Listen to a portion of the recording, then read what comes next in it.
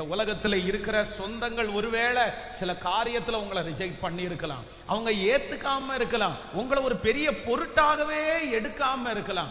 ஆனா அப்பா இன்னைக்கு வாக்கு கொடுக்கிறார், நான் உன்னை தெரிந்து கொண்டேன், நான் உன்னை தெரிந்து கொண்டேன். ஏன் ஜெபம் பண்ணும் போது உங்களை ஆண்டவரை நெருங்க தோணுது? அந்த வார்த்தை எல்லாம் உங்களுக்குள்ளே போய் விழுறது மாதிரி எதுக்கு தோணுது? கர்த்தர் வாக்கு கொடுக்கிறார், நான் உன்னை தெரிந்து கொண்டேன். ஹல்லேலூயா. உலகத்துல செலக்ட் ஆகாததை குறித்து நம்ம வருத்தப்பட வேண்டிய அவசியம் இல்லை. குடும்பத்தில் இருக்கிற ஆட்கள் நம்மளை தனியா கொடுக்காததுனால நம்ம கவலைப்பட வேண்டிய அவசியம் இல்லை.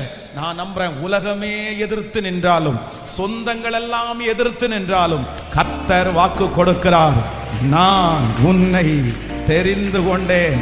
நம்புறவங்க கரங்களை தட்டி முழு பலத்தோடு, நீர் எங்களை தெரிந்து கொண்டதற்காக நன்றி.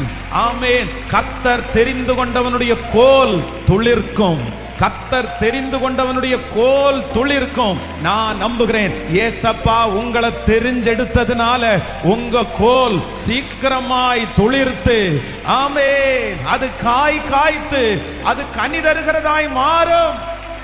ஹல்லேலூயா. ஆமென். கர்த்தர் உங்களை தெரிந்து கொண்டார்.